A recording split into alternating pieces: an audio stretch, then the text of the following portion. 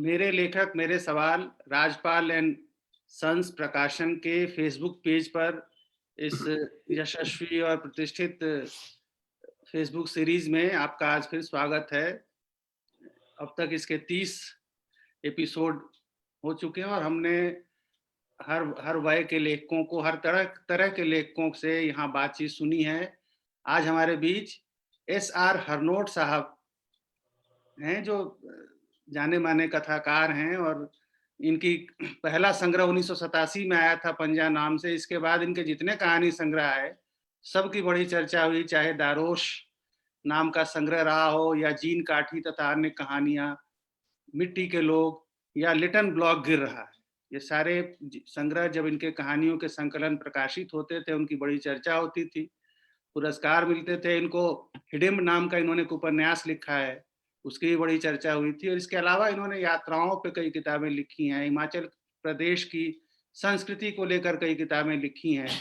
और इनको तमाम कहानी लेखन के जितने बड़े पुरस्कार हिंदी में होते हैं, जो आमतौर पर अमूमन लेखकों को मिलते हैं, उनमें से अनेक प्रतिष्ठित पुरस्कार इनको मिल चुके हैं। इंदु शर्मा कथा सम्मान या पाखी पत्रिका द्वारा दिया जाने वाला जेसी जोशी शब्द साधक सम्मान या कथाक्रम सम्मान, जो कहानीकारों और गद्य लेखकों को के लिए बड़ा सम्मानित सम्मान रहा है।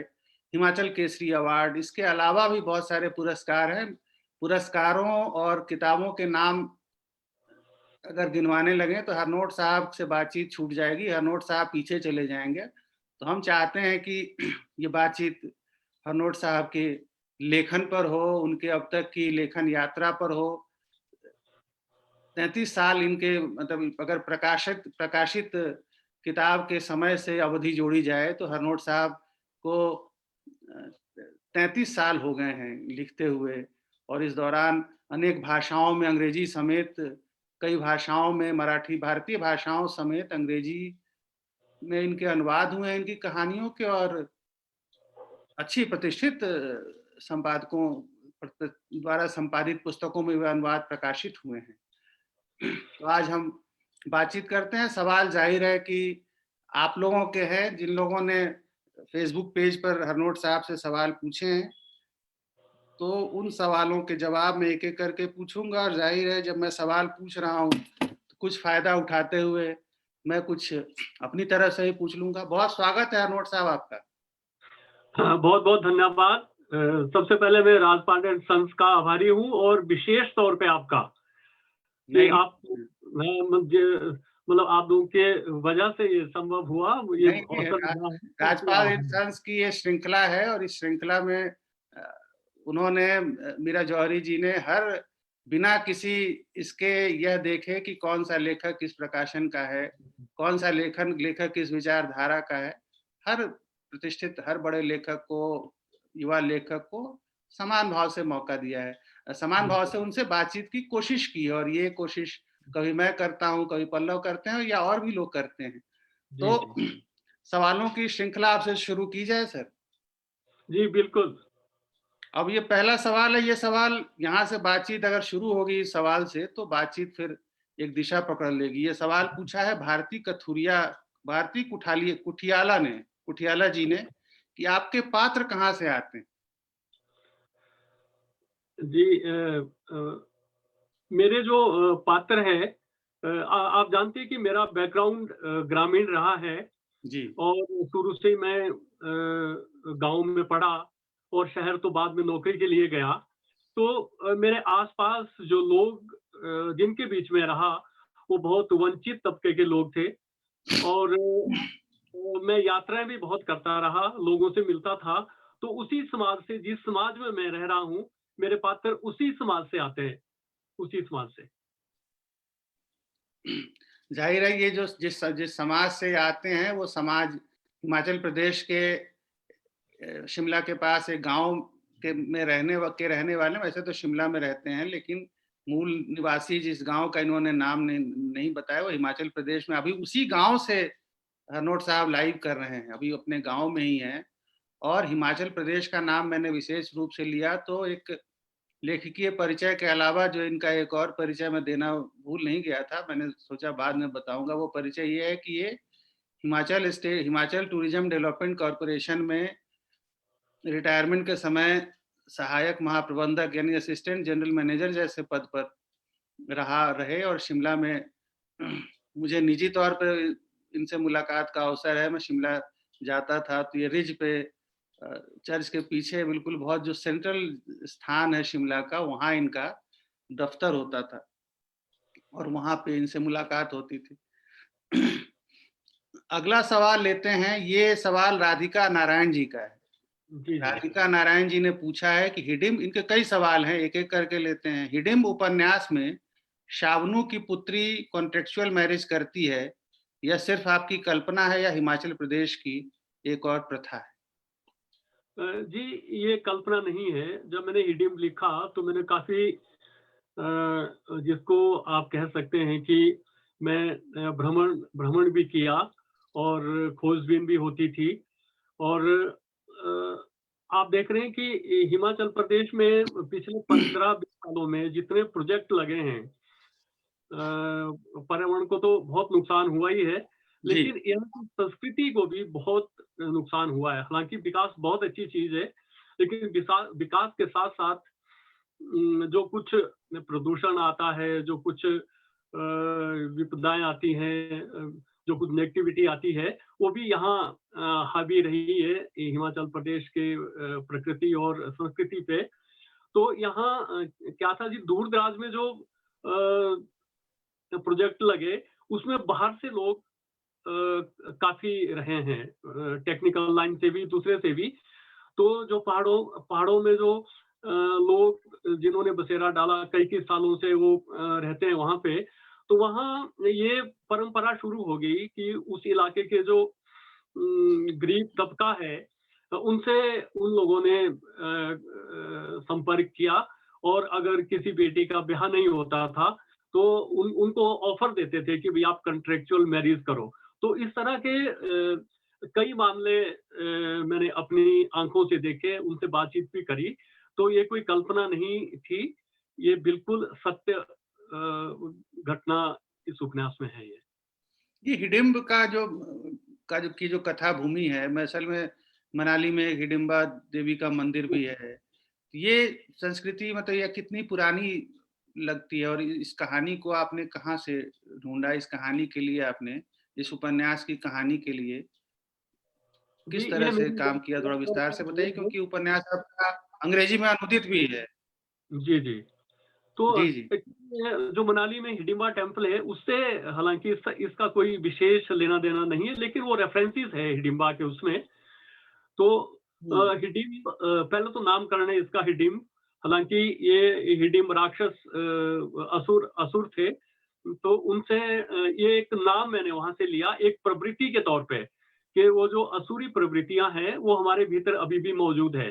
तो उन प्रवृत्तियों को दिखाने के लिए मैंने जो पृष्ठभूमि हिमाचल की चुनी, वो वही इलाका था कुल्लू, मनाली का और भी बहुत से क्षेत्र जो इंटीरियर के क्षेत्र थे, वो इस उपन्यास के लिए मैंने चुने।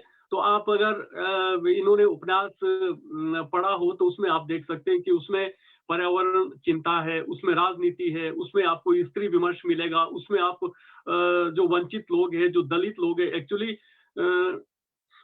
हिडिंब का जो पात्र है वो दलित ही है और दलित भी वो ऐसा है कि वो दुर्लभ परिवार है हिमाचल प्रदेश में अब। जो उन्हीं समारोह के लिए यहाँ 2 समारोह होते हैं हमारे, एक भूंडा होता है जिसपे रस्सी पे जो नर है उसको रस्सी पे वो झुलाया जाता है और जो इसकी जो पृष्ठभूमि में जो उत्सव है वो काहिका है।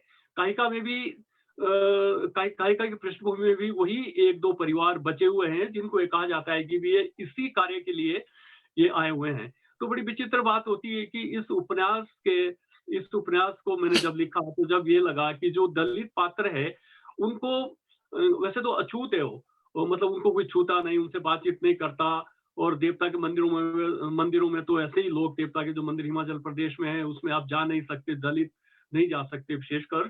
तो लेकिन ये जो दलित परिवार है इसमें, इसका जो मुख्य पात्र है, जो काहिका परफॉर्म करता है, जो उस उत्सव का मुख्य पात्र होता है, तो उसको मंदिर में बुला के उससे ये उत्सव परफॉर्म होता है। और फिर इसको ये कहा जाता है कि अगर 19 बार ये काहिका कर ली, इस उत्सव में आ जाए, तो इसको स्वर्ण बना दिया जाता है। लेकिन जी, आप देखेंगे कि जब ये उत्सव खत्म हो जाता है, तो इसको 2-3 दिन के लिए देवता के समान प्रतिष्ठा मिलती है इस पात्र को। उसके बाद ये उसी तरह अछूत रहता है पात्र।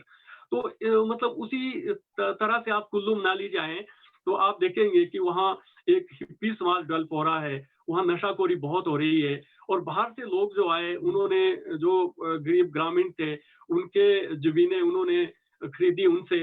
और ऐसे अनेकों उदाहरण वहाँ मिले कि जिनकी ज़मीनें थी, वो उनके पास नौकरी करते हैं, और जो बाहर से लोग आए, वो मालिक है वहाँ पे। तो ये चीज़ें मेरे दिमाग में थी सारी, तो उसी का ही ताना-बाना ये हिडिंब है, जिसमें संस्कृति का जो ह्रास हुआ है, दलितों के साथ जो व्यवहार होता है, पर्यावरण का जो नुकसान हुआ है, वो सारा उस उपन्यास में मैंने लेने की कोशिश की है उसमें। दलित समाज और हाशिए के समाज को लेकर आपकी बहुत सारी कहानियाँ हैं, लेकिन उनमें जाने से पहले राधिका नारायण जी का एक और सवाल है जो हम ले लेते हैं। यह सवाल है, हिडिंब उपन्यास के बारे में ही है। विपू नदी एक छोटी-सी लड़की बनकर विक्षोभ बार-बार प्रकट करती है। यहाँ जादुई यथार्थवाद ज़रा मुखरित है। मुझे ऐसा लगता है कि यह आपके मन से उमड़ने वाला क्षोभ है। प्राकृतिक दमन और शोषण के विरुद्ध एक दस्तावेज है हिडिंब। आप इस पर ज़रा टिप्पणी कीजिए। जी, जी, जब मैं उपन्यास लिख रहा था, तो उसमें नदी आती है एक, तो ये अचानक पात्र आया है उसमें। ये छोटी-सी लड़की है, जो नदी का ही प्रारूप था। तो ये अचानक आप देखते हैं कि जब हम कोई रचना लिखते हैं, तो हमने कई बार नहीं सोचा होता है कि हमारे पात्र कहाँ से आएँगे। जब आप बड़े किसी कहानी पे या उपन्यास पे काम करते हैं, तो कई बार अचानक आपके पात्र वो जुड़ जाते हैं, और वो उसकी ज़रूरत भी होती है, लेखक ऐसा महसूस करता है। तो ये जो लड़की है बीपू, आप देखेंगे कि ये बिपाशा नदी है, वहाँ से बहती है, मनाली से बिपाशा आती है, तो उसी का ही ये छोटा नाम है बीपू।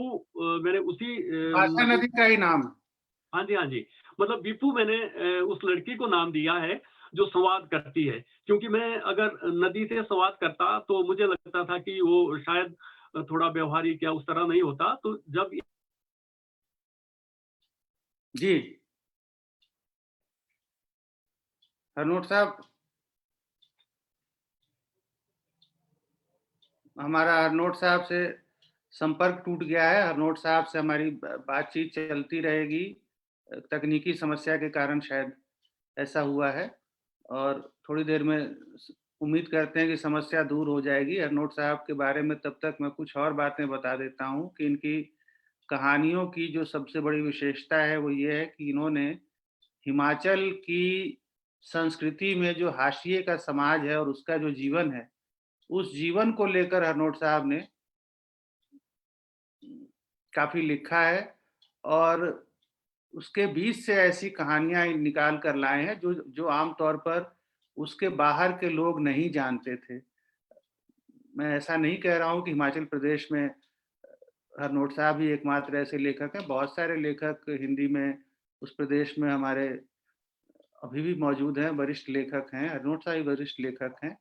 लेकिन मैं निजी रूप से जिनके माध्यम से हिमाचल की संस्कृति में लेकर वहाँ की ग्रामीण संस्कृति और ग्रामीण संस्कृति के जो भेदभाव, उतार-चढ़ाव हैं, उनके बारे में जो मुझे जानकारियाँ जितनी इनकी कहानियों से मिली, उतनी जानकारी एक बाहरी व्यक्ति को ऐसे नहीं मिल सकता है। आप अगर हिमाचल प्रदेश के बारे में किताबें पढ़ें, ट्रैवल एक एक सैलानी की तरह पढ़ें, तो एक बड़ा खूबसूरत प्रदेश है, जो पहाड़ी प्रदेश है, जहाँ आप पर्यटन के लिए जहाँ भी जाएँ, वहाँ सुविधाओं की कोई कमी नहीं है, और लोग अपने घरों में भी लोगों ने होम स्टे खोल रखे हैं, और आपको आतिथ्य बहुत अच्छा मिलता है।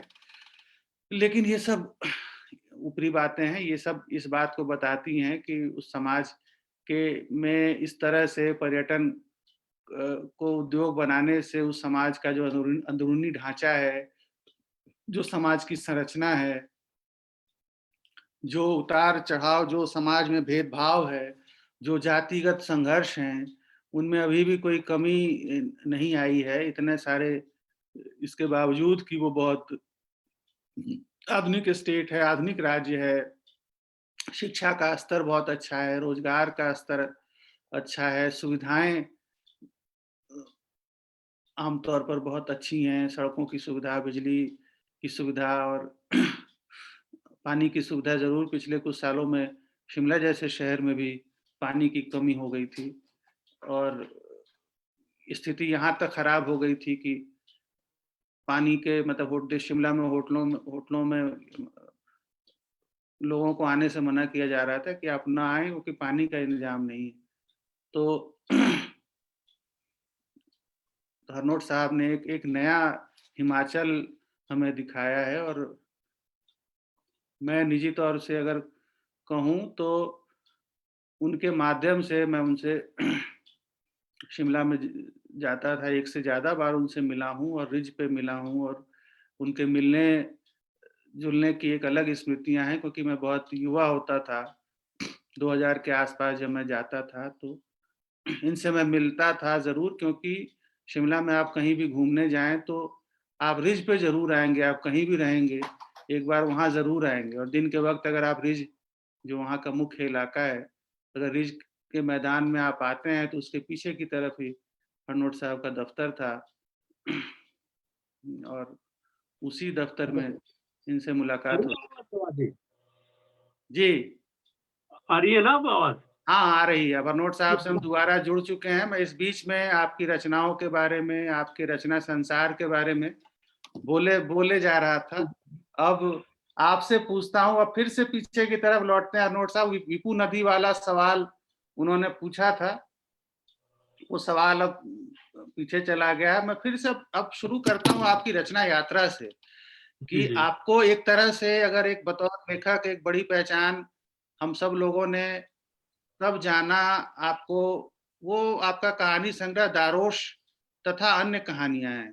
उस कहानी जी, संग्रह 2000 ईस्वी के आस-पास या उससे थोड़ा पहले आया था। उससे हम लोगों ने जाना, लेकिन आप लिख बहुत पहले से रहे थे। थोड़ा उस यात्रा को बताइए कि कौन आपको शुरू में कौन ऐसे लेखक थे? मैं पीछे आपके देख रहा हूँ कि हिंदी के बहुत सारे मूर्धन्य लेखकों की तस्वीरें हैं। भारतेंदु हरिश्चंद्र को मैं पहचान पा रहा हूँ, रेणु जी को पहचान पा रहा हूँ, दूसरी तरफ नागार्जुन जी को देख पा रहा हूँ। जी, तो जी। आपको किन लेखकों ने प्रेरित किया हिंदी में लेखन की तरफ आने में? क्योंकि आप एक गाँव में रह रहे थे और ज़ाहिर है शिमला आने में आपको बहुत समय लगा होगा। आपने हिमाचल में बहुत छोटे-छोटे कस्बों और उसमें नौकरी के सिलसिले में काम किया होगा।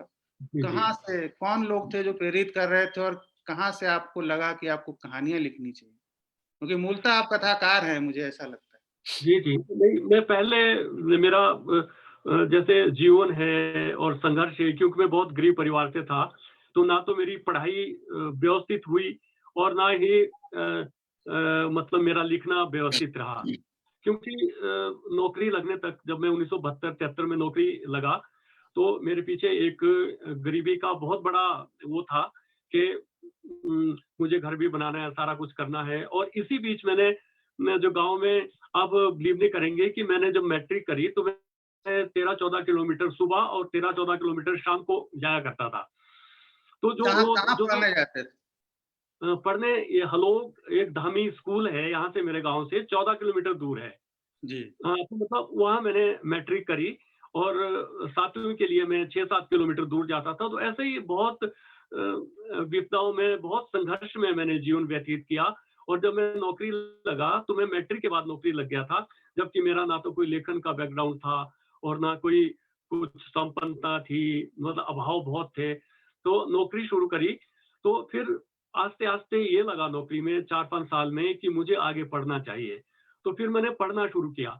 लेकिन उसी दौरान मुझे लिखने का शौक हुआ, लेकिन वो बिना पढ़े हुआ क्योंकि मुझे साहित्य की कोई समझ नहीं थी। मैंने पहाड़ी कविताएँ लिखना शुरू किया, फिर मैंने फीचर राइटिंग शुरू करी। उस समय तक मैंने फीचर राइटिंग मतलब अखबारों में जो फीचर लिखे जाते हैं। हाँ, हाँ, क्योंकि मैं फ़ोटोग्राफ़ी भी करता था, जी, तो उसमें मेरा बहुत नाम था। हिमाचल की संस्कृति में मैं बहुत टेम्पल्स पे मैं बहुत काम करता था। तो लेकिन उसके बाद मुझे ये लगा कि जो गाँव में शोषण है, जो गरीब तबका है, जो हाशिए के लोग हैं, उनको मैं आर्टिकल में उनकी जी, कथाएँ नहीं लिख सकता, क्योंकि मेरी नौकरी है और नौकरी के साथ आपको जानते हैं कंडक्ट रूल्स उसमें लगता है। तो फिर मुझे ये लगा कि जब मैंने ग्रेजुएशन के बाद प्राइवेट एमए किया, तो एमए में थोड़ा-सा मेरा रुझान हुआ कहानियों की तरफ। तो जी। कहानियों में हालाँकि 2-3 किताबें मेरी पहले आ गई थी, पंजा, आकाशवेल और वो, लेकिन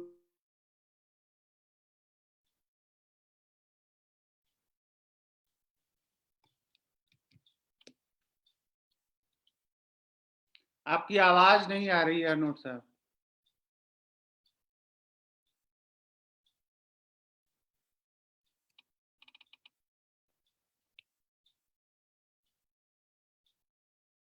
आपकी आवाज़ नहीं आ रही है अनोट साहब। एक ही कहानियों की तरफ बढ़ सकते हो। तो मैंने वो गाँठ बाँधी उनकी एक और एक मिनट अनोट साहब, जी। बीच में आपकी आवाज़ कट गई थी, तो थोड़ा-सा आप फिर से वहाँ से शुरू कर दें कि एमए के दौरान जब आपने लिखना शुरू किया, तो कैसे फिर प्रेरणा स्थल तक कैसे पहुँचे? हाँ, जब मैंने एमए में पढ़ना शुरू किया, तो फिर मेरा कहानी विषय था उसमें। जी, कहानी विषय था, उसमें एक पेपर होता है कहानी का, तो उस टाइम फिर मुझे कहानी की तरफ मेरा रुझान हुआ और मुझे ये समझ आई बात कि मैं कहानी के माध्यम से जो वंचित तबका है, जो पर्यावरण है या जो मैं अभाव में लोगों को देखता हूँ और जो संघर्ष है, उसको उसमें ले सकता हूँ। क्योंकि उसमें कोई कंडक्ट रूल का कोई वो नहीं रहेगा फिर, जो नौकरी के साथ हम कहानियाँ लिख सकते हैं। तो फिर मैंने जो मेरी दैनिक अखबारों में कहानियाँ छपी थी, क्योंकि मैं दैनिक अखबारों में कहानियाँ लिखता था, वो साहित्यिक पत्रिकाओं में नहीं छपी। मुझे जी। आप बिलीव नहीं करेंगे कि मुझे हिमाचल प्रदेश की साहित्यिक पत्रिकाएँ भी नहीं नहीं छापती थी, क्योंकि अच्छा, हाँ, तो मैंने लिखना ही बाहर से शुरू किया और जब मेरे पंजा, ये कितनी की आकाशवेल और 87 में आया था पंजाब? हाँ जी, हाँ जी। सबसे पहले पंजा आया, उसके बाद आकाशवेल और फिर ये जो पीठ पर पहाड़। ठीक है। जब ये आई तो मैंने ज्ञान रंजन जी को इनको भेजा। तो ज्ञान रंजन जी की चिट्ठी आई, क्योंकि वो चिट्ठी बहुत लंबी-लंबी लिखते हैं ज्ञान जी। तो जी, उन्होंने कहा कि हरनोट आपके पास, उसमें एक लाइन थी कि हरनोट तुम्हारे पास बेहद कच्चा माल है, जहाँ से तुम कहानी लेखन में एक छलांग लगा सकते हो। तो मैंने वो लाइन गाँठ में बाँध ली, क्योंकि मेरे पास अनुभव था, मेरे पास मटेरियल था, लेकिन समझ नहीं थी उस तरह की। तो उसके बाद मैंने क्या किया कि मैंने काफ़ी अंतराल दिया। मतलब पेड़ पर पहाड़ के बाद दारोश मेरी 2003 में आई, जी। तो आप देखेंगे कि इस अंतराल में मैंने पढ़ना शुरू किया अच्छे-अच्छे लेखकों को। जिसमें मैंने प्रेमचंद को पढ़ा, रेणु जी को पढ़ा और भारतेंदु से लेकर वो जितना भी मैं पढ़ पाया, तो वहाँ से थोड़ा ये लगा कि मैं कहानियाँ लिख सकता हूँ। और जो ज्ञानंद जी को मैंने पढ़ा, मतलब काफ़ी अब याद नहीं है। तो उसके बाद मैंने कुछ कहानियाँ लिखी जो अच्छी पत्रिकाओं में छपी, अच्छी पत्रिकाओं में, और उसी बीच ज्ञान जी का पत्र आया कि हरनोट अब तुम्हें पहल के लिए कहानी लिखनी है। तो ये मेरे किस लिए ये किस दौर चैलेंज। की बात है? ये किस दौर की बात है? मैंने आपकी एक तस्वीर देखी थी जब शिमला गए थे, ज्ञान रंजन जी कभी किसी कार्यक्रम में गए होंगे, तो आपके साथ उनकी एक मैंने तस्वीर देखी। अच्छा, नहीं, वो शिमला आए थे, उस समय मेरी यात्रा किताब आई थी हिमाचल प्रदेश में, किन्नौर, स्पीति और लाहौल पे। मुझे जी, लगता है कि वो 90 के आस-पास की किताब है वो। 90 से पहले की किताब है, तो मेरे को डेट नहीं याद आ रही है उसकी। तो उसके बाद वो पहली बार मेरे को मिले थे, लेकिन उसके बाद यात्रा उसकी समीक्षा भी उन्होंने छापी थी कि बहुत अच्छी है, और किस्सा गोई लिखी होती है वो उसमें यात्रा में, वो काफ़ी चलती किताब रही। तो उसके बाद फिर जब मैंने पढ़ा तो अच्छी पत्रिकाओं में गए, जब वो वापस आए तो उन्होंने कुछ पत्रिकाओं का रेफरेंस दिया कि आपकी प्रशांति में कहानी छप गई है, उद्भावना में छपी आपकी कहानी, और आप पहल के लिए अब तुम कहानी भेजो। तो मेरे लिए एक चैलेंज था। तो उस टाइम मैंने फिर मैं टाइपराइटर पे लिखता था, मैं हाथ से नहीं जी, लिखता था। मेरे पास एक छोटा-सा टाइपराइटर होता था, तो उसपे मैंने बिल्लियाँ बतियाती है कहानी का 2-3 ड्राफ्ट बनाए जी। और वो सर जी को भेज दी। लेकिन वो 1 हफ्ते बाद लौट के आ गई कहानी, और उन्होंने लिखा कि आप इसमें जो पहाड़ी संवाद है, उसको कम करो। मतलब कुल कुल मिला के मैंने वो कहानी ठीक करी, और वो पहली कहानी थी जो किसी बड़ी पत्रिका में, पहल जैसी पत्रिका में छपी, और उस कहानी को पाठकों ने बहुत सराहा। और उसके बाद मैंने एक दिशा पकड़ी कि मुझे कहानियाँ ही लिखनी है, और मैंने फीचर राइटिंग कम कर दी। और यहाँ ये जोड़ना चाहूँगा कि उसके बाद जो मेरी 90 और 95 और 2000 तक जो मेरी कहानियाँ इकट्ठी हुई, तो मैंने निवेदन किया ज्ञान जी से कि मैं आपको भेजना चाहता हूँ इस संग्रह को। तो मैंने उनको भेजा, और उन्होंने उसका फ्लैप भी लिखा, और उन्होंने वो आधार को भेजी देशी को। तो दारोश एवं वो हाँ, इसीलिए वो कड़ी जुड़ी, और ज्ञान जी का आशीर्वाद मुझे मिला, और आधार ने उसको बहुत प्यार से छापा, क्योंकि तकरीबन सारी किताबें मेरी आधार से छपी है। तो जो प्यार मुझे पाठकों का दारोश से मिला, दारोश और अन्य कहानियों से, तो मुझे लगा कि मुझे अब इसी विधा की तरफ जाना चाहिए। तो मैंने उसी से ही अपना ये निश्चित किया था कि मैं कहानियों की तरफ लौटूँगा। अच्छा हरनोट साहब, एक बात मैं ये पूछना चाहता हूँ, उसी अब दारोश एवं अन्य कहानियों की बात, कहानियाँ की बात चल रही है। इसी किताब पर आपको उस समय इंदु शर्मा कथा सम्मान, बड़ा सम्मान होता था। जी, जी। मतलब अभी उन्होंने फिर से दोबारा शुरू किया है, लेकिन उस समय इसकी प्रतिष्ठा कुछ और थी, जी, और जी। कथाकारों को मिलता था, बाद में उपन्यासकारों को मिलने लगा। हाँ जी, हाँ जी। तो जब आप उसी किताब पर आपको एक बड़ा सम्मान मिला, लंदन जाने का मौका भी मिलता था इस सम्मान में। आपको कहानियों की तरफ अ, लोग पाठकों और लोगों का प्यार ले गया, या आपको लगा कि इतने बड़े-बड़े पुरस्कार भी इससे मिल सकते हैं? मतलब अधिक प्रेरित किसने किया आपको? नहीं, मैंने तो कभी सोचा भी नहीं था कि मुझे इंदु शर्मा का, तो मैं तो इस सम्मान का नाम तक नहीं जानता था। मैं सही बोल रहा हूँ, मेरे जी, पास कोई पासपोर्ट नहीं था, मैं कंप्यूटर नहीं जानता था उस टाइम तक। लेकिन जब तेजेंद्र शर्मा जी ने घर बात करी, तो मेरी मिसेज़ ने फ़ोन उठाया हो कि भई हरनोट जी से बात करनी है। तो मैंने तेजेंद्र शर्मा जी को पढ़ा था उस टाइम। तो जी, जब उनका फ़ोन आया, तो उन्होंने बोला कि उन्होंने विशेषकर बिलियाँ बत्याती ये कहानी का ज़िक्र किया कि हरनोट, तुम्हें हम इंदु शर्मा कथा सम्मान दे रहे हैं। तो आप सोच सकते हैं कि पहला सम्मान था वो मेरे लिए उस पुस्तक पे, तो मुझे बहुत अच्छा लगा। लेकिन फिर उन्होंने ये भी हिदायत दी कि सारी जो कोरेस्पोंडेंस है वो कंप्यूटर पे उसी होगी। तो उसके बाद मैंने कंप्यूटर सीखा, और मेरे मन में कभी भी ये नहीं रहा कि मुझे दारोश की कहानियाँ चर्चित रही है, तो इसमें कोई बड़े पुरस्कार मिले। मतलब पुरस्कार के लिए मैंने आज तक सोचा ही नहीं कभी। लेकिन जो प्यार पाठकों का मिला, जो मिला, वो मेरे लिए बहुत बड़े पुरस्कार रहे। और जैसे दारोश और अन्य कहानियाँ हैं, दारोश पे फ़िल्म भी बनी, दूरदर्शन ने बहुत अच्छी फ़िल्म दूरदर्शन बनाई, ने चित्रा एक चौपट फ़िल्म मुर्मू। बनाई थी। जी हाँ, बहुत अच्छी फ़िल्म बनाई थी, मुझे याद है। और जो अभी आप की जब आवाज़ तकनीकी कारण से आप गायब हो गए थे, तो बीच में मैं सुनने वालों को यही बता रहा था, और आपको भी बता देता हूँ कि आपकी जो कहानियों की जो सबसे बड़ी विशेषता मुझे लगती है, वो ये है कि हर कहानी को पढ़ते हुए एक नई संस्कृति की, जिस ग्रामीण संस्कृति, जिस समाज के बारे में आप लिखते हैं, उसके बारे में एक नई चीज़ का पता चलता है। जैसे जी, जी। बिल्लियाँ बतियाती हैं कहानी का आपने ज़िक्र किया, इसी तरह एक कहानी है आपकी माँ पढ़ती है। जी, ये इस जी। पे सवाल ऋचा पाठक जी ने पूछा है, इसीलिए मुझे ध्यान आ गया। वो पूछती हैं कि इस कहानी के बारे में कुछ बताइए। कहानी मुझे भी बहुत पसंद है, मतलब मैंने, आपको शायद याद ना हो, लेकिन मैंने फ़ोन किया था इसको पढ़कर आपको, मुझे याद आ गया। जी, आप देखते हैं कि मेरे पिताजी की काफ़ी पहले मृत्यु हो गई थी, जी, तो मेरे भाई-बहन कोई नहीं है, माँ ही घर में थी। माँ ही, तो हम लोग, जब मेरी शादी हुई तो हम शहर में रहते थे। माँ सारा ज़मीन जो थी हमारे पास, गाँव वही देखती थी, पशु उनके पास थे। तो उनसे मतलब माँ से अटैचमेंट होती है। तो लेकिन मैं जिस तरह उनको देखता था कि जो अटैचमेंट उनकी बेज़ुबान दोस्तों से होती थी, आप देखते हैं ये बिल्लियाँ बतियाती है, वहीं से निकली 2 बिल्लियाँ होती थी मेरे पास। उनके पास तो जिस तरह वो इंटरैक्ट करती थी उनके साथ, वो अद्भुत था सारा। तो जब मेरी कई किताबें आई, तो मेरे मन में यही था कि शहर में रहते हुए, हालाँकि मैं गाँव से जुड़ा हूँ, लेकिन मैं जब ये देखता था कि हम लोग जब शहर में रहते हैं, तो हम शहर में बैठे हुए गाँव की पृष्ठभूमि की बात करते हैं। जबकि कई लोग मैंने ऐसे देखे कि उन्होंने कभी हल नहीं पकड़ा, उन्होंने बैल नहीं देखे, उन्होंने मिट्टी गोबर से कोई काम नहीं किया, लेकिन फिर भी उन्होंने काफ़ी वो कहानियाँ लिखते थे। और फिर मेरे मन में ये था कि मैं किसी समारोह में अपनी मदर को नहीं बुला सका। तो वही एक मलाल रहा। और उस मलाल में मुझे ये लगा कि हम जो लेखक होते हैं, हमारे कई बार दोहरे करैक्टर होते हैं, हमारे दोहरे चरित्र, कि हम जो रचनाओं में दिखते हैं, वो हम वास्तव में नहीं होते। तो उसी को ही लेके मैंने ये माँ पढ़ती ये कहानी लिखी कि आप देख रहे हैं कि वो लेखक उस माँ को समारोह में बुलाना चाहता है, लेकिन उसका जो गंवाईपन है, वो उससे वो थोड़ा-सा झिझकता है कि वो कैसे आएगी वो माँ। लोगों के बीच कैसे रहेगी, उसके उससे गोबर की बात आएगी, उसमें बीड़ी की बात आएगी, सारा कुछ वो जो है ना, तो लेकिन फिर वो ये सोचता है कि नहीं, मैं माँ को नहीं बुलाऊँगा, क्योंकि लोग बड़े-बड़े सवाल करेंगे कि इसकी माँ ऐसी है, ये तो खुद अफ़सर आदमी है।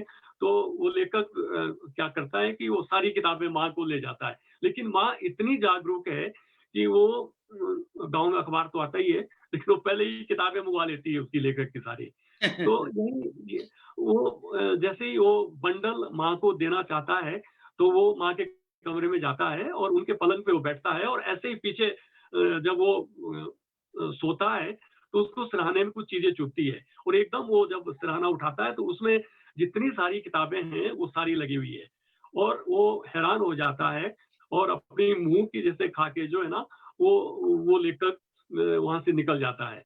तो मतलब यही मैंने उसमें बताया कि माँ की जो अटैचमेंट है बच्चे से, वो कितनी रहती है, और वो चाहती है कि मेरा बेटा बड़ा लेखक है, लेकिन जो लेखक बेटा है, वो उसके मन में कितनी वो उथल-पुथल रहती है कि भई किसी समारोह में वो माँ को नहीं बुला पाता, कुछ नहीं कर पाता। तो मतलब यही कुछ चीज़ें दिमाग में थी हनोट जिससे। जी, फिर आपकी आवाज़ थोड़ी कट क्या है? जी, जी। अच्छा, कट गई, आ रही है ना? नहीं, अब आपकी आ रही है, आ रही है। अच्छा, हाँ जी, हाँ जी। तो मतलब यही चीज़ें थी मेरे मन में जिसने ये कहानी लिखाई। मतलब मैं उसी उसको बिलियाँ बतियाती है कि दूसरी कड़ी में मैं माँ उसी की। माँ पढ़ती है को आप उसी कड़ी से जोड़ के रखते हैं। मैं आपको एक और कड़ी की ओर ले जाता हूँ, आपकी कहानियों की बात हो रही है, तो उसमें किन्नर कहानी पे और किन्नर शब्द को लेकर जिस तरह से आपने लिखा था और एक नई स्थापना उसको लेकर की थी। जी, जी। मुझे जानकी पुल पे जब वो कहानी उसका मैंने प्रकाशित किया था, मैंने भी बड़ी लंबी बहस चली थी और ये आपने बिल्कुल एक अलग स्थापना की कि किन्नर शब्द जो है असल में वो तो किन्नौर के रहने वालों के लिए शब्द। ज़रा इसके बारे में विस्तार से, क्योंकि बहुत सारे नए लोग जुड़े होंगे जिन्होंने शायद जी। उस कहानी को ना सुना हो, इस प्रसंग को ना जाना हो। थोड़ा उसके बारे नहीं, में विस्तार से बताइए? नहीं, मैं बताऊँ कि जब वो किन्नर कहानी मैंने लिखी थी और आपने छापी, उससे बहुत चर्चा इसलिए हुई कि किन्नर शब्द के नए अर्थ मिले उनको। लेकिन जी, ये मेरी स्थापना नहीं थी ये। ये एक्चुअली ये हुआ था कि 2000 में मैंने इश्यू उठाया था अकेले, क्योंकि मैं यात्रा जो मैंने किन्नौर, स्पीति, लाहौल पे लिखी है, उसके लिए मैंने बहुत लिटरेचर पढ़ा था किन्नौर के बारे में, और विशेषकर जो किन्नर देश है राहुल सांकृत्यान जी का, तो उसमें किन्नौर के बारे में बहुत विस्तार से और एक किन्नर शब्द का बहुत विस्तार से उल्लेख है। उसके बाद जब अच्छा। 2000 में कुछ थर्ड जेंडर के हमारे जो मित्र हैं वो पॉलिटिक्स में आए, तो मीडिया ने उनको पता नहीं कैसे वो किन्नर शब्द दे दिया। तो हमने उसका विरोध किया। उसी दौरान ट्रैफिक सिग्नल आई, और ट्रैफिक सिग्नल में जब इंटरव्यू हुआ उनका, जो डायरेक्टर प्रोड्यूसर थे, तो उन्होंने उसमें कहा कि मैंने किन्नर इसमें ले रखे हैं। तो मुझे लगता है कि एक तो प्रिंट मीडिया और एक उस फिल्म का जो इंटरव्यू था, उससे ये किन्नर शब्द प्रचलन में आया बहुत ज़्यादा। तो मुझे ये लगा कि विश्व साहित्य जो विश्व शब्दकोश मेरे पास है, और बहुत से और शब्दकोश मेरे पास है। मैंने कालिदास को थोड़ा पढ़ा है, कुछ वेद पुराण सारी चीजें पढ़ी है। उसमें कहीं भी किन्नर शब्द जो है वो थर्ड जेंडर के लिए नहीं कहा जाता। मतलब उसमें किन्नर की जो परिकल्पना है वो एक बहुत सुंदर नारी और पुरुष के, आप देखेंगे कि किन्नौर की जो सौंदर्य है, जो उनके आभूषण है, मतलब वो हिमाचल में किसी कोने में उतनी सुंदर लड़कियां नहीं है जितनी किन्नौर की है। तो और जो गेस्टियर है किन्नौर का, जो किन्नौर का नामकरण हुआ है जब हिमाचल प्रदेश बना, तो 12 जिले बने, किन्नौर एक अलग जिला उसमें बना, तो किन्नर शब्द से ही वो किन्नौर बना। आप देखेंगे कि जो संविधान है उसकी जो अनुसूचियां बनी है, उसमें जो ट्राइब्स की अनुसूची, मुझे ख्याल नहीं है कि 53 की कितनी है वो, तो उसमें आज भी ये लिखा हुआ है कि जैसे जो किन्नौर के लोगों को जो सर्टिफिकेट दिया जाता है, उसमें ये लिखा जाता है कि such and such person belongs to Kinnaura and Kinnar tribes.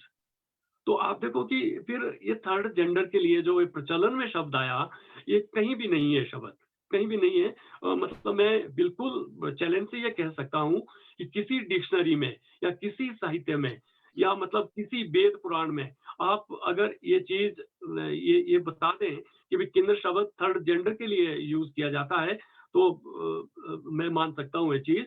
लेकिन फिर मेरे मन में ये था कि राहुल सांकृत्यायन ने जो किन्नर देश लिखा, या हमारे डॉक्टर बंशी राम बहुत बड़े स्कॉलर हुए हिमाचल प्रदेश के, उनका उनका किन्नर लोक साहित्य पहली किताब है उनकी। जी, और जो रामधारी सिंह दिनकर की कविता है ना। और महाकवि कालिदास ने जो लिखा, रामायण में जो आया सारा, वो कभी थर्ड जेंडर के नहीं नहीं आया। तो मतलब इसका मतलब ये है कि अगर एक प्रचलन में शब्द आ जाता है, जो नई पीढ़ी है, फिर तो वो सोचेगी कि जो किन्नौर है वो थर्ड जेंडर का प्रदेश है। अब देखो कि थर्ड जेंडर के लिए जब उन्होंने मान्यता दी है सुप्रीम कोर्ट ने, तो उसमें जो शायद 150 पेज की जजमेंट है उनकी हो, तो वो भी मैंने पढ़ी थी। थोड़ी छूट भी गई थी, लेकिन उन्होंने कहीं भी किन्नर शब्द उसमें यूज नहीं किए, उन्होंने थर्ड जेंडर यूज किया। और फिर हिमाचल प्रदेश विधानसभा में जब बीजेपी गवर्नमेंट आई, उन्होंने निंदा प्रस्ताव पास किया कि शब्द का प्रचलन नहीं होना चाहिए, और कांग्रेस ने भी किया। लेकिन फिर आप जानते ही हैं कि मतलब इस तरह की जो मतलब सांस्कृतिक जो प्रदूषण होता है, तो फिर उसमें कोई ज्यादा ध्यान नहीं देता। मैं अकेले लड़ रहा था, कुछ किन्नौर के लोग मेरे साथ थे। तो अब लेकिन हम चाहते थे कि हम कोर्ट में जाएं, तो लेकिन इतना धन नहीं था हमारे पास, कुछ नहीं था। तो फिर मैंने उसके बाद वो बड़ी बहुत परेशान होकर वो कहानी लिखी थी। लेकिन मुझे एक खुशी है कि आज भी उस कहानी पे बात होती है, और उस कहानी के माध्यम से किन्नर शब्द पे बात होती है। लेकिन किन्नर शब्द कब से थर्ड जेंडर के लिए प्रचलन में कब से आया होगा, कुछ आपको? 2000 से बाद आया, पता नहीं कहीं और जगह राजस्थान में बोला जाता होगा तो मुझे नहीं है पता। लेकिन जो मीडिया पे आया, जो छपना शुरू हुआ, वो 2000 के आसपास, उससे 2000 के पहले आसपास। ये शब्द अब नहीं था प्रचलन नहीं था। आप मुझे याद है अभी कि उस टाइम एक संस्करण उसका निकलता था अमर उजाला का। तो अमर उजाला, उसके बाद कई संस्करण 2005-6 तक आए। तो उन्होंने महेश्वरी जी से, शायद उनके ना जो जी, जी, अतुल महर्षि। बिल्कुल। तो उनको, उनसे हमने उठाया था कि आपका जो अखबार है वो किन्नर शब्द यूज कर रहा है। तो उन्होंने इंस्ट्रक्शन दी थी, मेरे पास आज भी कहीं चिट्ठी पड़ी हुई है, वो अपने ब्यूरो को दी थी कि किन्नर शब्द का गलत प्रयोग कर रहे हो आप लोग, किन्नर थर्ड जेंडर के लिए ना लिखा जाए। उन्होंने बैन ही कर दिया था आपने उसमें। तो लेकिन अब तो प्रचलन में शब्द है, तो उनको भी अच्छा लगता है कि भाई ये हमें किन्नर शब्द ये मिला एक है। समाज, इसीलिए मैंने शुरू में कहा था या बातचीत में कहा था कि एक्टिविस्ट हैं, लेखक होने के साथ-साथ न सिर्फ आप अपने समाज से, बहुत सारे हाशिए के जीवन से ऐसी कहानियाँ उठा कर लाते हैं, जिनसे एक नई छवि, एक नई तस्वीर उभर कर आती है। उसी तरह आप अपने राज्य में की अस्मिता को लेकर बहुत सारे अ अ, परंपराओं को लेकर जागरूक होकर संघर्ष भी करते रहे। ये एक सवाल राजेश आचल जी का लेते हैं, राजेश अचल जी का लेते हैं। जी, जी। राजेश अचल जी ने पूछा है कि सर, आपकी कुछ कहानियों में देवता व देव समाज का वर्णन आता है। यह किस तरह हाशिए के समाज को प्रतिबिंबित करता है? इस तरह की कहानियों को किस तरह नव संस्कृति के निर्माण की मनोसंचेतना के रूप में लें? जी, आप देखेंगे कि हिमाचल प्रदेश को देवभूमि कहा जाता है। और जी, शुरू में जब मैंने भ्रमण किए, तो मुझे यहाँ के मंदिर बहुत अट्रैक्टिव इसलिए लगते थे कि उनकी जो काष्ठ कला है, उनकी जो कई शैलियों में वो मंदिर बने हुए हैं। तो जो उनकी मूर्ति का जो आर्टिज़न था, या मतलब जिस तरह से वो मंदिर बने हुए हैं, आपने तो देखे हुए हैं, वो मतलब बहुत आकर्षित करते थे। लेकिन जब मैंने लिखना शुरू किया, तो जो वहाँ उसके भीतर की जो संस्कृति है, उसने मुझे बहुत आहत किया। मतलब मुझे ये कहने में कोई अतिशयोक्ति नहीं है कि जो जातिगत भेदभाव हमारे मंदिरों से उत्पन्न हुआ है, वो आज तक बरकरार है उसमें। आज जी, तक बरकरार है, क्योंकि मैंने बहुत इसके बारे में मैंने इसमें जो कुरीतियाँ हैं, जो मतलब जातिगत समस्या हैं, जो छुआ-छूत है, वो आज भी बरकरार है। आप इंटीरियर में कहीं भी चले जाओ, तो लोक देवता के जो मंदिर है, वहाँ दलित लोग नहीं जा सकते। तो आज तक मैं कई कहानियां मेरी, जैसे दलित देवता, स्वर्ण देवता है, जीन काटी है, तो मैंने यही विषय उसमें उठा रखे हैं कि आप देखो कि उसमें हालांकि मजे की बात यह है कि उनका विरोध बहुत कम होता है उस तरह से। और जो मंदिरों की जो संस्कृति है उसमें जो हाशिए का समाज है, जो दलित लोग हैं, उनका सबसे बड़ा योगदान है। क्योंकि जो देवता है, उनके पुजारी है, वो तो सारे स्वर्ण जाति के लोग हैं उसमें। लेकिन जो हाशिए का समाज है, उनके पास जो भी वाद्य कला है सारी, जी। जो हाँ, जो जंतर जिसको बोलते हैं, वाद्य जो बोलते हैं, और हुँ, जो मतलब कुछ देवता जैसे दलित देवता, स्वर्ण देवता है, तो कुछ देवता ये माने जाते हैं कि ये दलितों के देवता है, तो उनके गुण अलग है। तो मतलब वो जो उनका जो जो देव संस्कृति है, उसमें अहम रोल है हाशिए के समाज का। लेकिन आप देखेंगे कि वही लोग जो देवताओं के लिए जंतर बजाते हैं, जो देवताओं के लिए वाद्य यंत्र बजाते हैं, वो अपने ही देवता के मंदिर में नहीं जा सकते और अपने ही देवता के रथ और पालकियां नहीं छू सकते। तो ये जो विरोधाभास है, इसने मुझे बहुत आहत किया हुआ है और आज तक मैं लड़ रहा हूँ इसके लिए। और आज तक भी आप देख रहे हो कि मैंने अभी इस पे छुआ-छूत पे हालाँकि काफ़ी विरोध भी मेरा होता है, और कई मंदिरों में तो मैं बाय नेम नहीं जा सकता आज भी। मतलब इस तरह अच्छा। मैंने इश्यू उठाए हुए हैं वहाँ में। लेकिन आप देखेंगे कि कुछ मंदिरों के मैंने इस तरह भी इश्यू उठाए हैं कि उसमें ये लिखा रहता था कि इस मंदिर में शूद्र का प्रवेश निषिद्ध है। तो मैंने वो अच्छा, लीगली, बिल्कुल लीगली उठाया मैंने। यहाँ से हमारा 100 किलोमीटर दूर एक मार्कंडे बहुत बड़ा तीर्थ माना जाता है। जब मैं वहाँ गया तो मैंने वो दीवार पे वो बहुत उसका बैनर देखे कि वो दलित नहीं जा सकते। लेकिन मैंने जब ये इश्यू उठाया तो हाई कोर्ट ने संज्ञान लिया और वो जो महंत वगैरह थे वहाँ पे, वो अंदर भी हुए उसमें।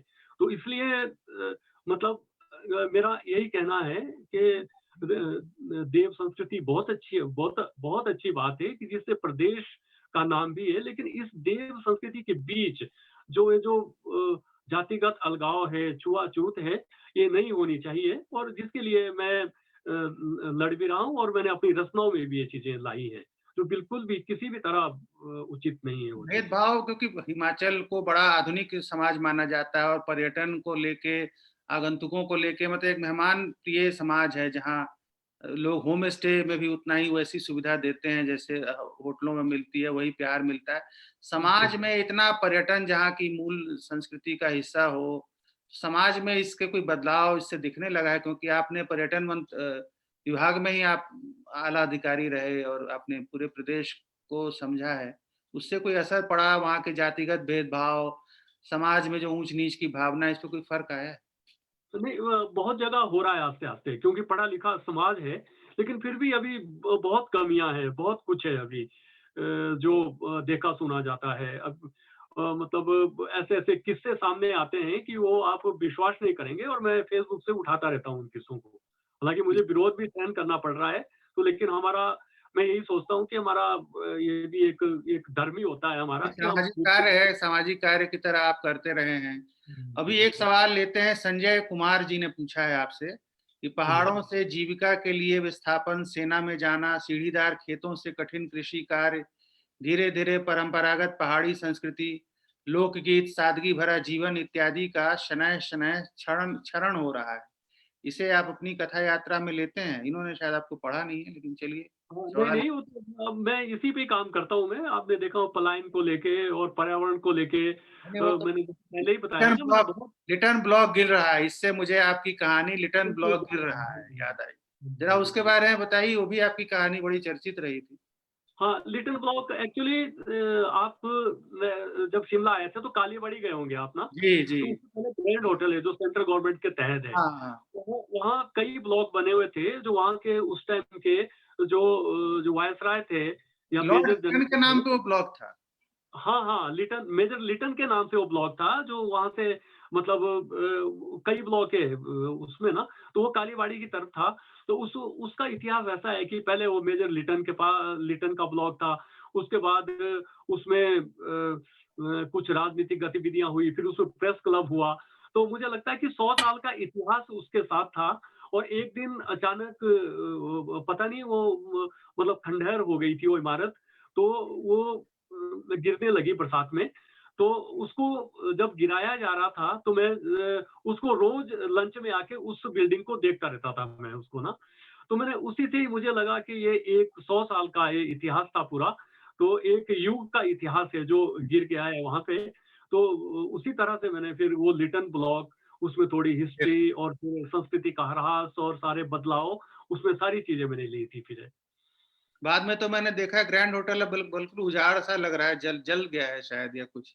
नहीं जल गया था, वो बना दिया उन्होंने, लेकिन वो आस-पास तो लिटिल ब्लॉक तो अभी बना नहीं है, वो ऐसे ही खंडहर और वो खंडहर है। हमेशा के लिए आपकी कहानी के अलावा अब लिटल ब्लॉक कहीं नहीं बचा है। नहीं बचा है। कहानी में आपने उसको संरक्षित कर लिया। इस तरह की बहुत सारी परंपराएँ और बहुत सारे जो रूढ़ियाँ, बहुत सारी अंदरूनी बातें होती हैं जो समाज की, वो सब आपकी कहानियों के माध्यम से ही हम लोगों ने जाना है। जी, और मैं जी। देख रहा हूँ कि बहुत सारे लोग आपसे इसी वजह से जुड़े रहे हैं, आपके इसी सादगी जी, भरे जी। लेखन और जीवन से। एक सवाल मैं ले रहा हूँ सचिन देव शर्मा का, ये युवा हैं, लेखक ही हैं, लेकिन इन्होंने सवाल ये पूछा है कि हिमाचल प्रदेश व अन्य पहाड़ी प्रदेशों के बारे में समझा जाता है कि वहाँ की अर्थव्यवस्था पर्यटन पर निर्भर होती है। जी, जी। आपके इस बारे में क्या विचार हैं? क्या ऐसा है या अन्य चीज़ें अर्थव्यवस्था के लिए वहाँ ज़्यादा महत्वपूर्ण हैं? नहीं, मुझे लगता है कि पर्यटन पे ही ज़्यादा है। जो हिमाचल प्रदेश में प्रकृति है, प्राकृतिक सौंदर्य जो प्रदेश है, जहाँ भी प्रकृति रही है, वो पर्यटन पे ही ज़्यादा निर्भर करते हैं। लेकिन क्योंकि वहाँ कोई रोज़गार के और साधन तो कुछ होते नहीं हैं। खेती-बाड़ी भी मतलब कई हिस्सों में हिमाचल बँटा हुआ है। जो अपर बेल्ट है, वहाँ जैसे सेब होती है, कैश क्रॉप होती है, तो वहाँ तो अच्छी खासी मतलब वो कैश क्रॉप है। लेकिन जो लोअर बेल्ट है हिमाचल प्रदेश की, आप वहाँ कृषि पे निर्भर नहीं रह सकते आप। क्योंकि एक तो सिंचाई के साधन नहीं है हमारे पास और दूसरे फिर इसलिए लोग नौकरी के लिए शहरों में जाते हैं तो उनकी ज़मीन और वो सारी चीज़ें छूट जाती है उसमें। तो इसलिए मुझे लगता है कि जब आप नौकरी के लिए बाहर जाएँगे और उससे ज़मीन का जो जोतना है या उस तरह से जो वो चीज़ें हैं वो भी समाप्त होती है और संस्कृति का भी थोड़ा-सा पलायन के साथ ह्रास होता है। क्योंकि और लेकिन नुकसान इसका सबसे बड़ा यही होता है कि जो पर्यटक है, वो तो पर्यटन करते हैं, उनको ना तो आपके पहाड़ों से कोई दर्द होता है, ना संस्कृति से दर्द होता है। तो इसीलिए आप देख रहे हो कि जो पर्यावरण नष्ट हुआ है आज, पर्यावरण जो मतलब जितना नुकसान पर्यावरण को हुआ है, हमारी नदियाँ गायब हो गई है, मैंने कई कहानियाँ ये हैं नदियों देखिए, आप तो शिमला के रहने वाले हैं। शिमला में 2 साल पहले मैंने अखबारों में पढ़ा था कि पानी की ऐसी समस्या आ गई थी मई के महीने में कि लोगों को कहा जा रहा था कि वापस जाओ, यहाँ मत आओ, और 1 बिल्कुल, महीने बिल्कुल पर्यटक सही भी बात नहीं है। है। हाँ जी, हाँ जी, बिल्कुल। तो वो अभी भी बनी हुई ये समस्या है, लेकिन मई-जून में तो बहुत समस्या आती है क्योंकि इतना पर्यटक आ जाता है। आप देखो कि ये जो संदर्भ शुरू हुआ, तो आज के संदर्भ में अगर आए, तो आप देखो कि कोरोना काल है इस वक़्त। जी, तो शिमला मतलब जिसमें 0 केसेज़ थे, वो शिमला कुछ दिनों में 1 डेढ़ महीने में देश का नंबर 1 शहर बन गया है वो कोरोना पॉज़िटिव का। तो इसका अच्छा। ये मतलब है कि बिल्कुल और मतलब जितने केस शिमला में आ रहे हैं, उतने किसी शहर में नहीं है अब। एक छोटा-सा शहर है, तो इसको नंबर 1 में माना जाता है। कई कंटोनमेंट ज़ोन इसमें आ गए हैं, तो एकदम से जो पर्यटकों को खोला गया है प्रदेश क्योंकि आप देख रहे हैं कि हालाँकि व्यवसाय होटलों पे बहुत ज़्यादा व्यवसाय निर्भर करता है यहाँ पे, तो लॉकडाउन में उनका खत्म हो गया था, तो उसी वजह से एक तरह से अब विकल्प भी कुछ नहीं था। तो आप देख ही रहे हैं कि पर्यटन पे कितने लोग न निर्भर हैं, कितने लोग परिवार निर्भर है पर्यटन पे और जो मालिक है वो तो है ही है, लेकिन उससे कितनी चीज़ें जुड़ी आप मनाली जाओ, तो आप देखोगे कि एक खरगोश पालक से लेके, जिनके पास वो खरगोश आप देख रहे हो, उनसे फ़ोटो खिंचवाते हैं वो लोग। फिर स्केटिंग आइस स्केटिंग से लेके और फ्लाइंग स्केटिंग है देखो एक वो उससे लेके और फिर छोटे-छोटे जो मतलब अपने जूते गाँठने वालों से लेके, बुनकर से लेके मतलब उनका रोज़गार ढाबों से वो पर्यटन से ही चलता है उनका बाकी कुछ नहीं है उनके पास। तो राजेश इ अचल जी ने राजेश अचल जी ने देखिए एक अच्छी बात कही है, मैं आपको पढ़ के सुना देता हूँ। शिमला गजेटियर अब नहीं मिलता। इस स्थिति में हरनोट जी की कहानियाँ शिमला की धरोहर को दर्ज करती दिखाई देती हैं। जी, जी।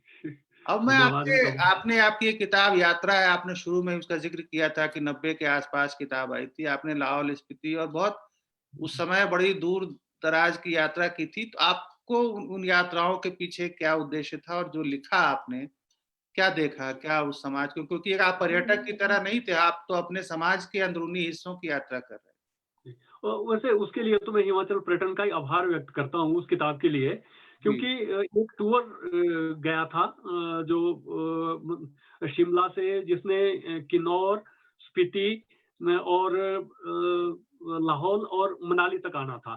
तो मेरे उस टाइम जो एमडी थे वो बहुत प्रभावित थे मुझसे कि आप लिखते हो, तो उन्होंने मुझे इसलिए भेजा था उसमें कि आप उस उन यात्राओं को लिखें उसमें, जी, कि मतलब अच्छा लगेगा, तो इसलिए मैंने आभार भी व्यक्त किया। तो मैं उस टूर पे गया था, वहाँ पे टूर पे गया था। हालाँकि मैंने स्टडी काफ़ी की हुई थी किन्नौर वगैरह में पढ़ने के लिए, तो क्योंकि आर्टिकल में बहुत लिख चुका था किन्नौर में।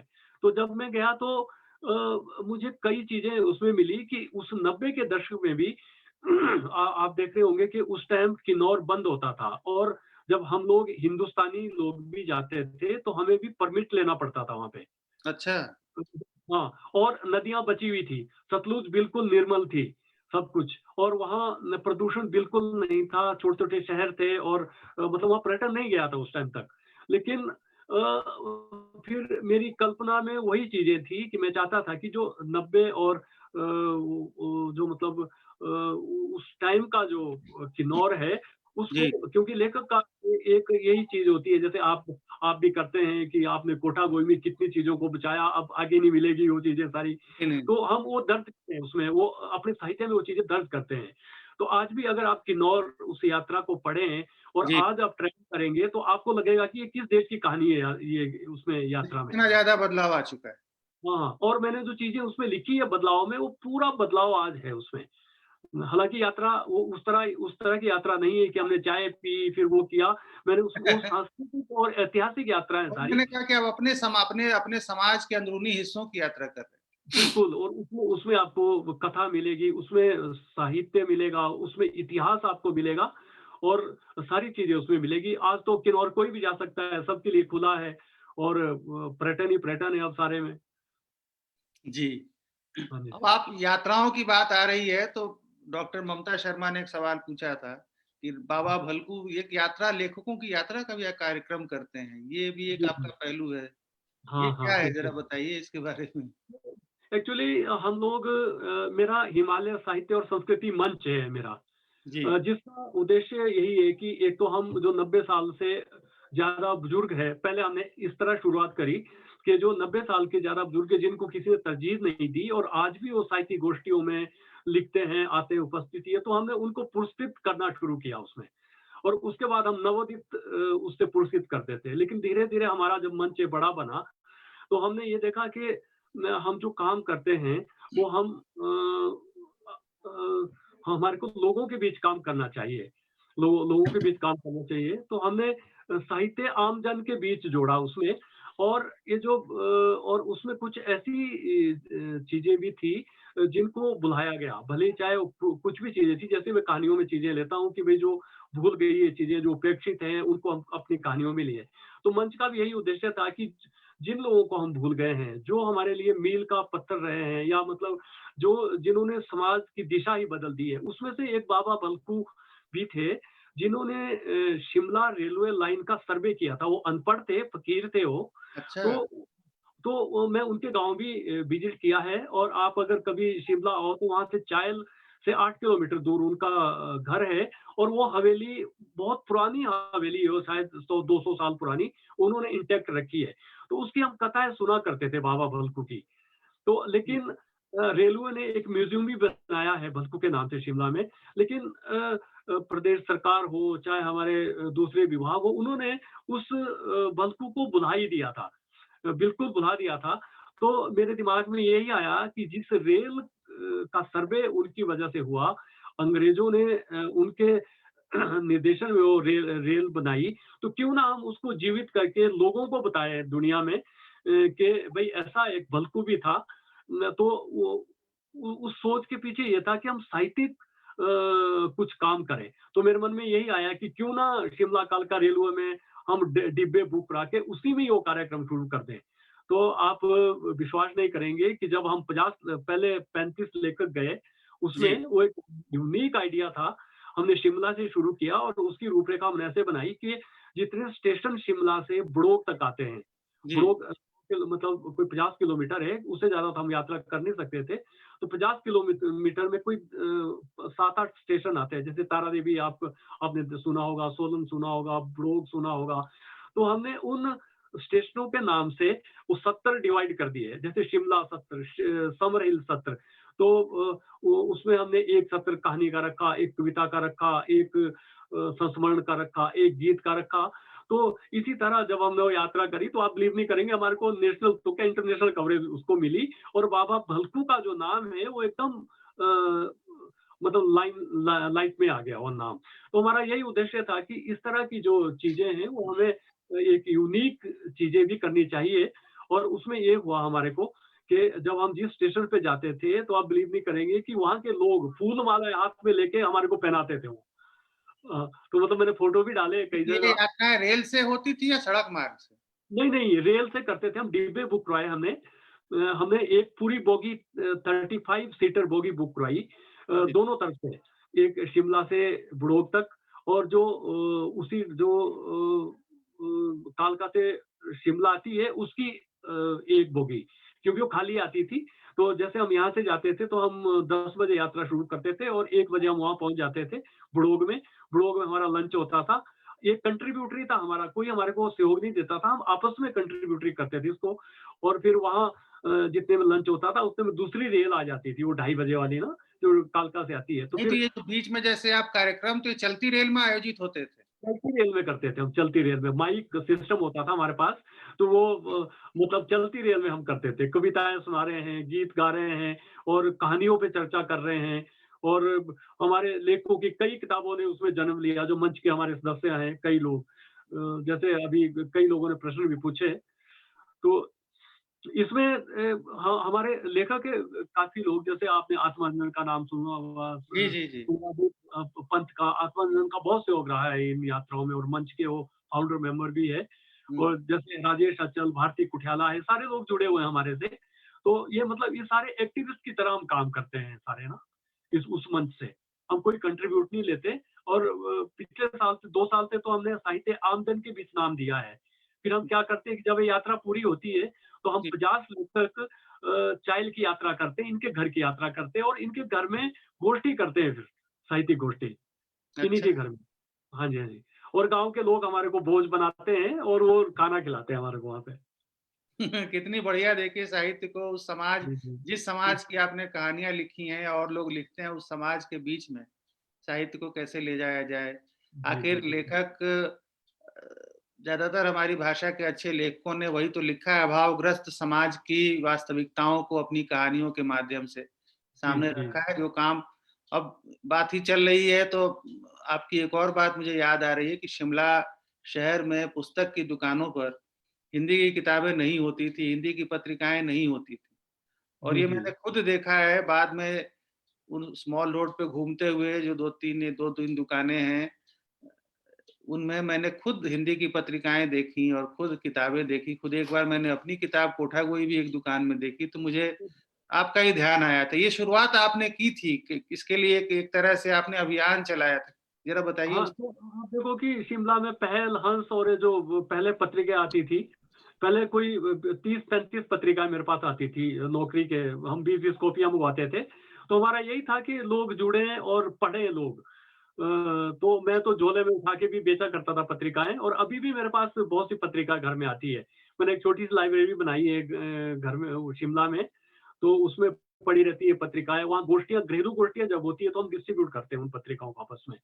तो उसमें जो नए लेखक है, जो नवोदित लेखक है, उनको भी प्रेरित करते हैं कि आप इनमें लिखो, इनको पढ़ो। और साहित्य की समझ आपको जितनी लघु पत्रिकाओं पत्रिकाओं से मिलेगी, उतनी किताबों से तो आती ही है, लेकिन लघु पत्रिकाएँ एक आपका आधार बनती है। तो आप देखो कि ये जो राजेश अचल ने जो प्रश्न पूछा था, ये जी, बहुत इंटीरियर में ये एजुकेशन में है। और वो मतलब हमारे मंच के ये सदस्य हैं और इनके पास भी तकरीबन मुझे लगता है कि उस पहाड़ में जहाँ डाक कई दिनों बाद पहुंचती है, सारी पत्रिकाएं जाती है वहां भी। तो कई लोग उस तरह से जुड़े हमारे साथ, जैसे सुरेश सेन निशांत का आपने नाम सुना होगा। तो जी मेरे हाँ। बाद उन्होंने शुरू किया, मनाली कुल्लू तक वो पत्रिकाएं डिस्ट्रीब्यूट करते थे, हालांकि आज नहीं है वो हमारे बीच। तो मतलब इस तरह एक जागरूकता आई है साहित्यिक पत्रिकाओं की। मतलब एक सहयोग भी था कि लघु पत्रिकाओं को हम सहयोग दें जितना हमारे से होता है, तो इस बहाने अपना लाभ भी और होता था साहब लोगों उन लेखकों में हैं जो सिर्फ लिखते नहीं हैं, उस जीवन वो जीते भी हैं, उस साहित्य को जीते भी हैं और साहित्य को जीने के लिए दूसरों को प्रेरित भी करते हैं। जी, अब जी। एक सवाल सीताराम शर्मा जी का है जो चलते-चलते आपसे आखिरी सवाल है अभी तक का कि लेखन के लिए, कहानी लेखन के लिए क्या ज़रूरी तत्व हैं जो नए लेखकों को ध्यान रखना चाहिए? ये डॉक्टर सीताराम शर्मा जी का सवाल अच्छा। जी, जी, अब ये तो वैसे मुझे कठिन सा सवाल लगता है, लेकिन ज़रूरी ये है साहित्य के लिए, कहानी लेखन के लिए जब आप साहित्य में जाते हैं, तो उसमें यही है कि एक तो पढ़ना बहुत ज़रूरी है, क्योंकि हम लिखना शुरू कर देते हैं, हम पढ़ते नहीं हैं। अच्छे लेखकों को पढ़ना और फिर आपका अनुभव बहुत बड़ा होना चाहिए आपका। और फिर यही है कि आप अगर लिखे हैं, तो वो आज के समय से वो चीज़ें कैसे जुड़ती है। और आप अगर कोई कथा लिखते हैं, तो उसका उद्देश्य ये नहीं होना चाहिए, मनोरंजन नहीं होना चाहिए, जैसे पहले हुआ भी करता था।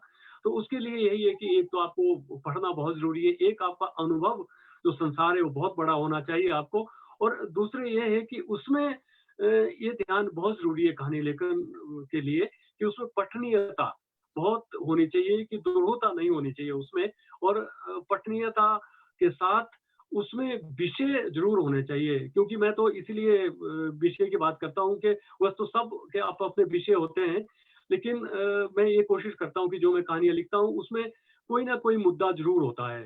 जैसे मेरी बहुत सालों बाद अभी पहल के विशेषांक में कहानी छपी है, एक नदी तड़पती है, लंबी कहानी है, देखी होगी आपने। जी, तो हाँ, तो उसके लिए मैंने काफ़ी वो की है, और फिर जब मैं लिख रहा था तो कोरोना आ गया, तो वो कहानी कोरोना से जुड़ी फिर।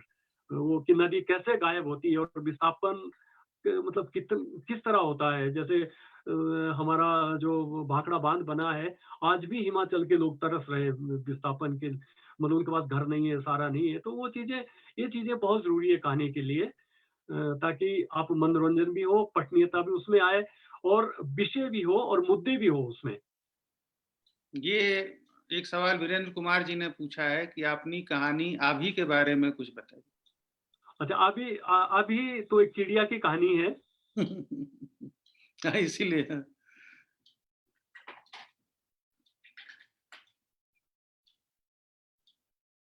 हरनोट साहब से तकनीकी संपर्क फिर से हमारा टूट गया है। बहरहाल ये आखिरी सवालों में हम थे, हम आखिरी की तरफ ही बढ़ चुके थे, अंत समापन की तरफ हम बढ़ चुके थे और थोड़ा हम और इंतज़ार कर लेते हैं हरनोट जी से दोबारा हमारा संपर्क हो पाए और हम उनसे फिर जुड़ पाए, इसकी कोशिश आप ही कहानी के बारे में बता रहे थे, जो एक चिड़िया की कहानी है, इनकी बिल्लियाँ, चिड़ियाँ किस तरह से जो एक प्राकृतिक जीवन होता है, ग्रामीण जीवन होता है, वो किस तरह से प्रकृति के साथ और पशु-पक्षियों के साथ भी जुड़ा होता है। इस जीवन को बहुत करीब से महसूस करने के लिए उनके साथ को बहुत करीब से महसूस करने के लिए आपको उस जीवन से जुड़े भी होना पड़ता है। तो शुरू से मैंने कई बार ये बात कही और उनकी बातों से भी हमें पता चला, आप लोगों के सवालों से भी हमें यही पता चला कि भई हरनोट साहब अपने जीवन से बहुत अपने समाज से बहुत गहरे जुड़े हुए लेखक हैं और उन्होंने अपने समाज की अंदरूनी कहानियाँ लाई हैं। आप ही कहानी के बारे में बता रहे थे हरनोट साहब। आपकी आवाज़ नहीं आ रही, आवाज़ नहीं आ रही। हाँ, आ रही है अब? हाँ, हाँ, आप ही कहानी के बारे में बता रहे थे, जो एक चिड़िया की कहानी। अभी अभी एक लोक शब्द है, आबी, जो कुल्लू और उधर बोला जाता है, चिड़िया को आबी आबी कहा जाता है, तो उसी से मैंने आबी रखा है। और वो एक छोटी-सी चिड़िया है जो श्रेयोसल झील के आस-पास रहती है, और अगर एक तिनका भी उस झील में जाता है, तो वो चिड़िया उठा लेती है उसको। क्या बात है! क्या बात है! हाँ, तो मतलब वो सदियों से ऐसा करती हो, हालाँकि अब वो पर्यावरण जितना प्रदूषण हुआ है, वो मतलब वहाँ नहीं है। तो मेरे मन में यही था कि हमने बड़े-बड़े स्वच्छता अभियान चला रखे हैं, लोगों को जागरूक कर रहे हैं, लेकिन उस चिड़िया से हमें सीखना चाहिए कि उसको ना तो कोई नौकरी है, उसकी ना तनख्वाह मिलती है उसको, ना वो कोई पंचायत में काम करती है, लेकिन सदियों से वो जो तिनका उस झील में पड़ता है उसको उठा के ले जाती है वो। तो मतलब यही मेरा उद्देश्य था कि पर्यावरण का एक संदेश उस चिड़िया के माध्यम से जाए। तो काफ़ी चर्चित रही कहानियाँ, इस प्ले भी हुए बहुत इस पे। तो अभी अनुवाद भी हुआ है अंग्रेजी में इसका, और अभी ये हिमाचल यूनिवर्सिटी में अंग्रेजी में पढ़ाई भी जाने पढ़ाई लगी भी है। जाती है। आपकी और भी कहानियों के अनुवाद हुए हैं अंग्रेजी में। हाँ जी, आपने हाँ जी। चुनिंदा लेखकों में हैं जिनके अनुवाद हुए और अच्छे संपादकों के संपादन में प्रकाशित हुए हैं। जी, जी। लेकिन आपका सबसे जो प्रेरित करने वाला रूप है हरनोट साहब, वो यही है कि आप न सिर्फ़ एक अच्छे संवेदनशील लेखक हैं, बल्कि अपने समाज को लेकर बहुत जागरूक हैं और अपने समाज के संस्कृति को बचाए रखने को लेके एक आपके अंदर एक तड़प है और ये आपसे सीखने वाली है कि हर लेखक अगर अपने समाज की चेतना उसके अंदर होगी, तो उसके समाज के कार्यों में भी उस चेतना को कहीं न कहीं अभिव्यक्त करेगा अपने लेखन के अलावा। जी, बिल्कुल। अब एक सवाल फिर ये अंत में पूछ लेता हूँ, सुनील कुमार शर्मा जी का सवाल है, ये आप मेरा भी सवाल मान सकते हैं कि आपने जी, जी। सामाजिक कहानियों के अलावा प्रेम कथाएँ क्यों नहीं लिखी? ये एक बड़ा गंभीर सवाल है आपसे। जी, हाँ, वो मुझसे ना वो बहुत पूछते हैं लोग। तो लेकिन आप देखेंगे कि अगर आप ये पंजा आकाश बेल और इसमें ये पढ़ोगे ना, तो मैं शुरुआती उसमें प्रेम कहानियाँ ही हैं वो सारी ना। जो लेकिन बात, संग्राम नहीं पढ़ पाए आपके शुरू के। हाँ, लेकिन वो तो नौसिखिए जैसी कहानियाँ हैं सारी। लेकिन फिर ये मैं अपने से भी कई बार सवाल करता हूँ कि मतलब उस तरह से मैं नहीं लिख पाया। लेकिन मुझे लगता है कि जैसे बिल्लियाँ बतियाती है, तो उसमें बिल्लियों का और माँ का जो प्रेम है, उससे बड़ा प्रेम क्या हो सकता है फिर?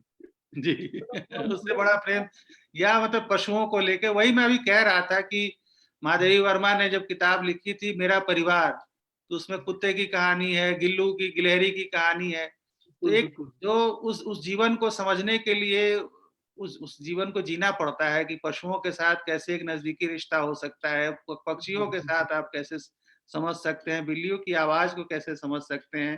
बिल्कुल। तो ये सब आपके मैंने शुरू में भी और कई बार कहा कि आपको पढ़ते हुए हिमाचल के की अंदरूनी संस्कृति और समाज का हमें पता चलता है, जो ऐसे बाहरी तौर पे नहीं पता चलता है और उसको सबसे अच्छी तरह से आपकी कहानियाँ हमारे बीच लेकर आती हैं।